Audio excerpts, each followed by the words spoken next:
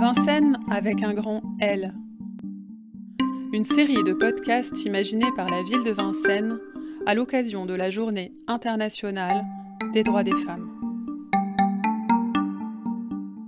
Épisode 16. Virginie.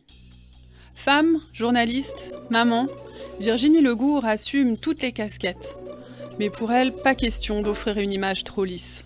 Avec son compagnon, photographe professionnel, elle a créé le magazine féminin Rebellissime, dans lequel le couple se met en scène pour proposer un journalisme incarné. Leur maître mot, l'authenticité et la sincérité du propos. Virginie Legour, j'ai 47 ans.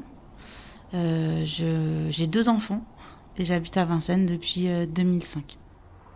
J'ai créé le magazine Rebellissime avec mon mari, Maka Diabira. C'était en 2016. Après mes études, en fait, je suis rentrée en stage chez Nova, à Nova Magazine à Paris. Ça m'a beaucoup plu. J'ai enchaîné avec un autre stage chez nous deux. Et ensuite, je suis tout de suite rentrée comme journaliste dans une rédaction qui faisait plusieurs magazines, qui produisait plusieurs magazines papier. Et ça allait du magazine féminin au magazine immobilier, entreprise et tout ça. Et puis, beaucoup concentré sur tout ce qui était féminin, cuisine, déco, tout ça. On finissait, j'avais l'impression de faire des catalogues de pubs parce que je pouvais pas, même en déco, je pouvais pas traiter des sujets comme je le voulais parce que on avait tel annonceur. Donc, si on avait un annonceur qui faisait... je sais pas, de la peinture grise, il fallait dire que la plus belle décoration pour le mois de janvier, c'était la peinture grise. C'est pas très grave en soi, mais ça vous bride. Ou quand j'écrivais dans les magazines pour les mamans, donc dans les parentaux, on avait des annonceurs qui faisaient du lait en poudre, donc on pouvait pas parler d'allaitement. Et je trouvais ça complètement stupide. D'autant que si vous contactez une marque de lait en poudre, ils sont pas non plus anti-allaitement, chacun sa place et tout. Mais enfin, le système fait qu'on est un peu... on était de plus en plus bridés, en fait, dans ce qu'on pouvait dire. Et encore plus dans le magazine, on faisait un magazine d'économie. Et alors là, c'était encore pire que tout, parce que à chaque fois, on me mettait sur les sujets diversité. Donc, entreprendre en banlieue... Et ça, c'était... J'essayais de leur dire, on peut pas... je peux pas aller poser des questions en leur disant oh, vous êtes entrepreneur de banlieue, oh, vous êtes entrepreneur noir, comment ça se passe? Ou quand on avait fait aussi entreprendre au féminin. Donc, et là, c'était... Mes textes, ils avaient été carrément changés. C'est-à-dire que j'avais interviewé la créatrice de la marque Nux. Et...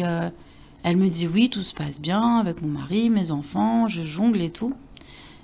Et l'éditeur, il a tout refait, il a dit c'est très difficile de cumuler la vie de famille et tout. Et là, je me suis dit ben non, c'est pas possible, on peut pas changer à ce point-là les choses, quoi.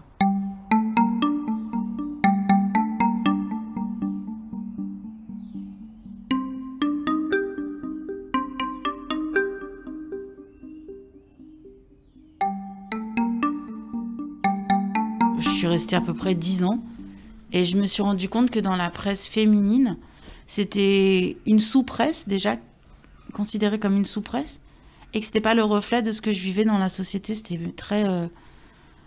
ça reflétait pas la diversité que je retrouvais moi dans ma vie au quotidien. Ce que je voyais dans la presse féminine, c'est qu'on parlait tout le temps aux femmes blanches et on voulait que ce soit pour tout le monde. Alors, et puis je voyais qu'à côté, il y avait d'autres magazines pour la femme arabe, pour la femme noire. Je trouvais ça hyper clivant. Et de ne pas se retrouver dans nos magazines, c'était pas agréable. Et c'était surtout pas la réalité. Parce que ce qui m'avait marqué, c'était quand je faisais des sujets beauté, je me disais, mais en fait, je parle toujours des mêmes cheveux, des mêmes teints de maquillage. Et mes copines, ma famille, ben, c'est pas comme ça que ça se passe. On a toutes nos maquillages en vrai. Et on en discute, et c'est pas juste que ma cousine, elle puisse pas trouver le maquillage qui lui convient, ni des astuces pour coiffer son petit garçon. Je trouvais pas ça bien. Et à chaque fois que j'en parlais à ma rédac chef, elle m'a dit ouais, mais nous, c'est pas ça qu'on fait. On va pas mettre une mannequin noire en couverture, parce que ça voudrait dire que tout notre numéro il sera consacré à la beauté noire. Et je me disais, mais n'importe quoi, enfin...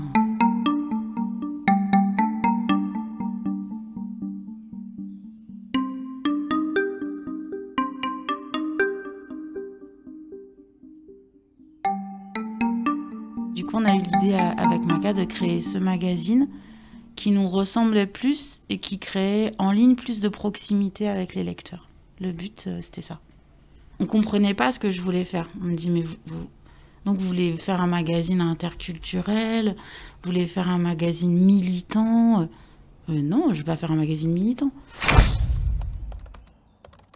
C'est notre bébé à tous les deux, ça c'est sûr. Lui, il va mettre en image ce que moi je vais écrire et là-dessus, on s'entend plutôt super bien.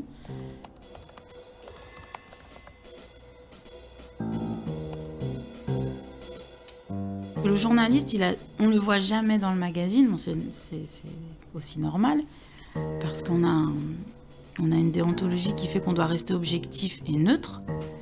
Mais d'un autre côté, on est dans une société où les blogueurs montaient de plus en plus, les blogueuses prenaient de plus en plus de place, parce qu'elles avaient ce côté authentique de j'ai fait la chose, j'ai testé la chose, j'ai vécu, donc je vous apporte mon témoignage, j'ai pas peur de me montrer, j'ai pas peur de vous montrer où je vis, avec qui je vis. Et je trouvais que c'était... il y avait un compromis à faire en essayant de conserver l'objectivité et tout le travail du journaliste qui doit creuser ses sources, bien vérifier ce qu'il dit, et la blogueuse qui va livrer son ressenti. Oui, on s'est posé la question de savoir est-ce qu'on se met en scène, et puis après très vite ça m'a plus gênée. Voilà. Le plus grand aujourd'hui, il a 15 ans, donc il accepte moins d'être en photo parce qu'il y a ses copains forcément. Et puis, mais plus jeune, en fait, quand on a commencé, il était au collège et on lui a pas trop posé la question parce que c'était notre mode de vie et que, par exemple, sur un sujet mode,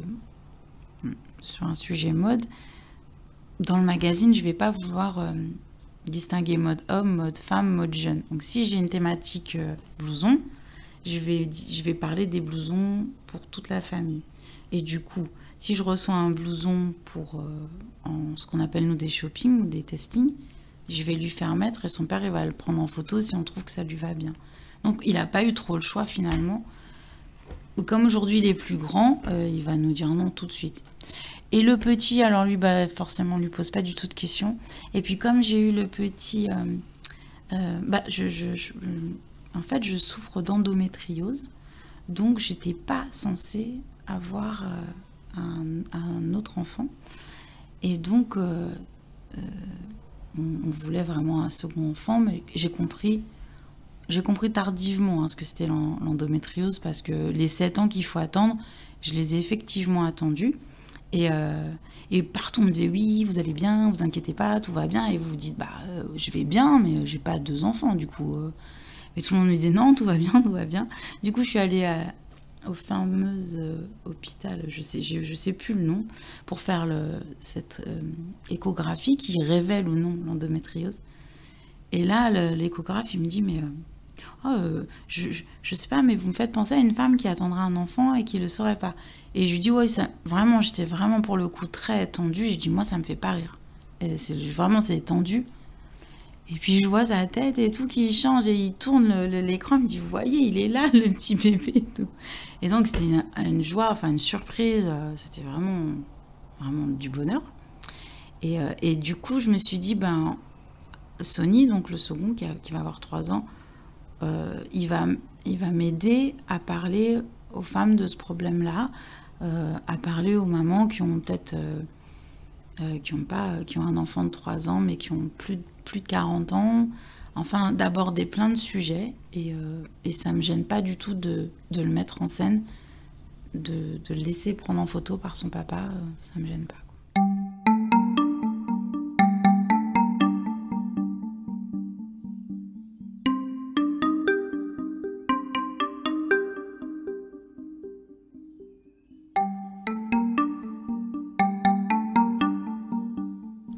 L'endométriose, c'est un mal qui touche les femmes. C'est un mal qui touche l'endomètre des femmes. Donc, de ce que je peux dire en gros, c'est qu'il prend une grosseur qui n'est pas normale et que ça peut être un problème uniquement gynécologique, mais ça peut atteindre tout un tas de fonctions de votre organisme. Ça peut atteindre vos reins, vos poumons, ça peut tout toucher parce que ça attaque un petit peu tout votre corps et que ça se manifeste par des règles qui sont extrêmement douloureuses ou avec des pertes de sang très abondantes sur vraiment du long terme.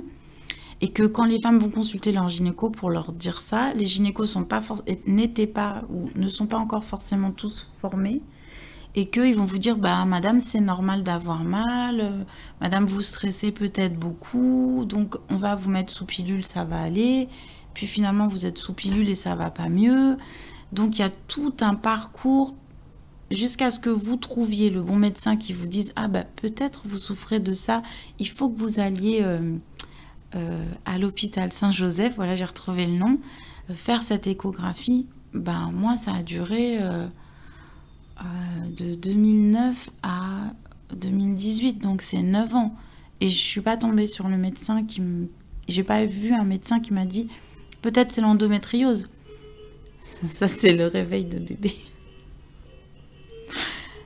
Personne m'a dit peut-être c'est l'endométriose. C'est qu'il y a eu heureusement des reportages à la télévision, des associations comme Endomind, Endo-France qui prennent la parole, qu'il y ait des personnalités comme Imani qui montent sur le devant de la scène et qui disent oui, moi j'en souffre. Ça vous interroge. Et du coup, j'ai pris le chemin de Saint-Joseph pour faire cette échographie-là. Mais sinon, je l'aurais pas su. Parce que j'ai multiplié les examens, le changement de gynéco, c'était long, quoi. Et puis après, vous commencez à vous dire, peut-être effectivement que c'est moi qui ai un problème et que j'ai un blocage, c'est psychologique. Donc c'est douloureux, quoi. C'est des souffrances intenses parce que c'est des douleurs qui dépassent la norme. Donc au départ, vous vous dites, mince, le cachet que je prends d'habitude, il fait pas effet, je vais en prendre un deuxième, tant pis, je vais pas attendre les 4 heures. Et quand vous dites à votre médecin, il vous dit, je vais vous arrêter un jour, parce que ça vous fait très mal, donc je vais vous arrêter, ok. Mais quand vous en êtes à 2-3 cachets et que vous pleurez de douleur et que vous vous dites, c'est pas possible, quoi. Et que votre mère, elle vous dit, oui, ma chérie, moi aussi j'avais mal, on m'a dit que c'était normal. Que tous les médecins vous disent que c'est normal d'avoir mal et que peut-être vous êtes un peu douillette. Après, ça vous met en colère finalement parce que moi, après, je refusais de voir des gynéco-hommes, j'allais vers des gynéco-femmes et ça me mettait encore plus en colère quand elles me disaient « Non, mais je vous assure, tout va bien ». Et il y en a une où je suis partie, vraiment, j'avais les larmes aux yeux et je lui dis « Je vais pas rester parce que je suis en train de vous dire que je perds du sang pendant plus de 40 jours, que je suis épuisée, que j'ai mal, que j'arrive pas à travailler et vous me dites que tout va bien ». Il y a une espèce de poids de la société qui est très très lourd à porter pour les femmes. Il faut toujours qu'on soit au top, c'est-à-dire que quand on est enceinte, on le vit forcément très bien. Quand on accouche, on le vit forcément très bien. Et le retour au travail, il se passe forcément très bien. Tout se passe forcément très bien. Alors que, et si on dit que oui, mais des fois, c'est pas tout à fait très très bien, il y a des petits trucs, c'est moyen quand même. Soit vous êtes hystérique, soit vous êtes vous faites peur en fait, comme si la maladie elle s'attrapait, comme si être par exemple avec les enfants, des fois on est débordé. Être débordé entre ses enfants et son travail, c'est forcément que vous n'êtes pas capable. Donc il faut toujours faire bien et que quand on se dit je vais un petit peu lâcher et juste être maman et mettre mon travail de côté pour ce soir, vous culpabilisez et en plus on se dit elle est pas très courageuse, enfin il y a une espèce de poids du jugement, c'est horrible, quoi.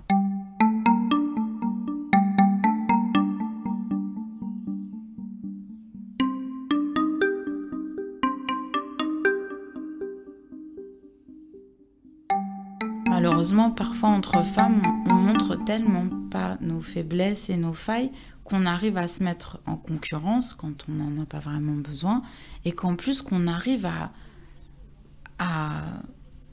comme je vous disais, inculquer à nos filles des choses qui nous font souffrir, en fait. On les répète, on reproduit des schémas qui nous font nous souffrir. Comme dans le monde du travail, quand ma chef, c'était une rédactrice en chef là où j'étais, elle a appris que une de ses journalistes était pour la 3e fois enceinte. Je m'attendais pas à ce qu'elle sorte du champagne et qu'elle saute de joie. Mais elle lui a dit « Ah, bah c'est tes collègues qui vont être contentes d'apprendre qu'elles vont devoir faire tout ton travail parce que j'engagerai personne pour te remplacer. » Donc, ouais, bah, évidemment, elle a fondu en larmes. Et bah, autour, les garçons ont dit « Oh là là, elle est pas très professionnelle. » Même certaines filles ont dit « Ouais, elle a pas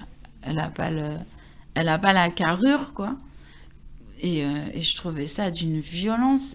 Et je suis pas sûre qu'un homme lui aurait aussi mal parlé.